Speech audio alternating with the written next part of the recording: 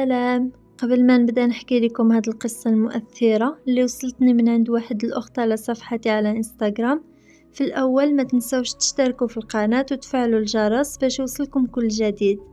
دابا نخليكم مع القصة، والله يصبر كل مجروح والله يفرجها على كل واحد مغبون. هاد البنت كتقول أنا في عمري 32 سنة، مزوجة مدة عامين بلا ولاد لحد الساعة، والزوج عمره 34 سنة، تزوجنا عن حب.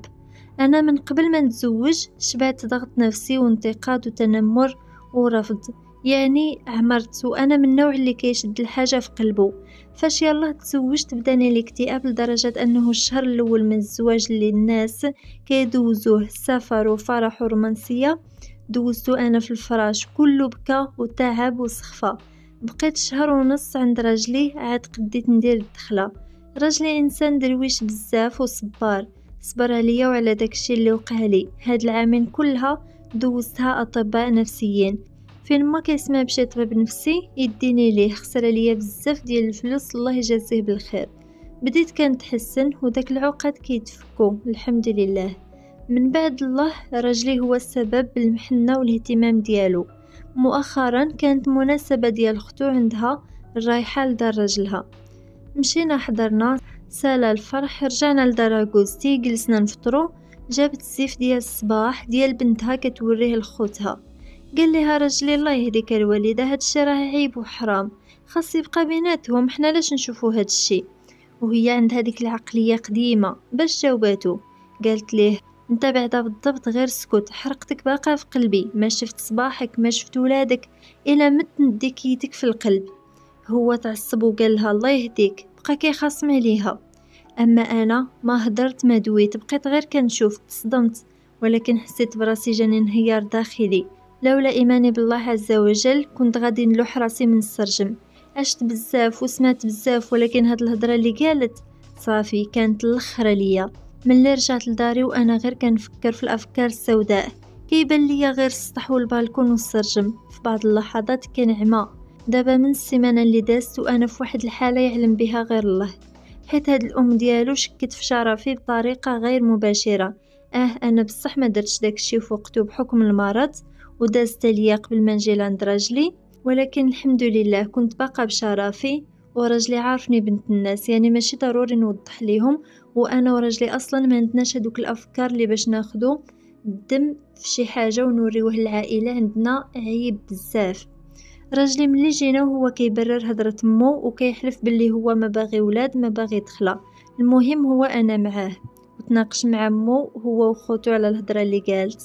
في النهايه كتبقى مو ما عنده ما يدير ليها. ما بغيت نقول ليه والو، انا كنفكر نرجع لطبيب نفسي لان عندي افكار انتحاريه. كندخل في ديك الحاله 4 ديال المرات، هي القليله في النهار. راجلي كيمشي للخدمه من 8 ل 4:30، بحكم انه خدام في المجال العمومي كنبقى غير بوحدي. بعض المرات لوسي كيرسل عندي مراتو ووليداتهم، وبعض المرات كنبقى بوحدي. نصحوني اشنو ندير، الله يرحم الوالدين. هذه كانت رساله من وحده من الاف البنات اللي كيعانيوا في صمت، وخصوصا المتزوجات اللي كيعانيوا مع عجوزاتهم. انا بغيت نعرف هاد العجوزات اش من قلب عندهم، يعني واش، وبغيت نعرف كذلك واش هاد العجوزات اللي كيديروا هاد الخدايم وكيدفعوا للبنات الهضره وكيبغوا، وربما بعض المرات كيوصلوهم حتى للطلاق، واش هاد الشيء كيديروا حتى مع بناتهم؟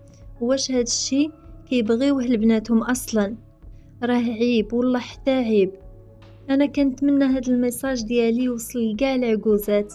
مرت ولدك ديريها بحال بنتك، راسك نتيا فكري داكشي اللي غادي تبغيه لبنتك بغيه لمرت ولدك، راها حتى هي كتولي جزء من العائله، وحتى هي فاش غادي يكونوا وليدات راه غادي يكونوا من دمكم، وهكذا تكونوا حتى نتوما عزاز عليهم. علاش في الاكثريه في الغالب كنلقاو الوليدات الصغار ولا الوليدات يعني عموما واخا كيكبروا ديما كتلقاهم منحازين للعائله ديال الام، يعني في اغلب الاحيان. علاش؟ راه ماشي الام هي اللي قالت لهم لا بغيو عائلتي ولا شي حاجه، ولكن احنا المجتمع ديالنا هكذا. كتكون هذيك العجوزه كتشوف مرت ولدها بحال شي عدو، فاش كيتزوج ولدها بحال راه داخله في شي حرب، عندها شي منافس، شي حاجه اللي خاصها تكون هي الفائزة، راه عيب والله لا عيب. عاملوا نساء وليداتكم كما كتعاملوا بناتكم، وربي غادي يجيب غير الخير وغادي يسهل لكم فيهم وغادي يسهل لوليداتكم في زواجهم، وتكونوا مجتمعين مع حفايدكم وكيبغيوكم وغادي يكون غير الخير ان شاء الله. كما قلت لكم هذه كانت رسالة وحدة من آلاف البنات اللي كيعانيو في صمت، نصحوها ودعوا معاها ربي يصبرها ويفرج عليها.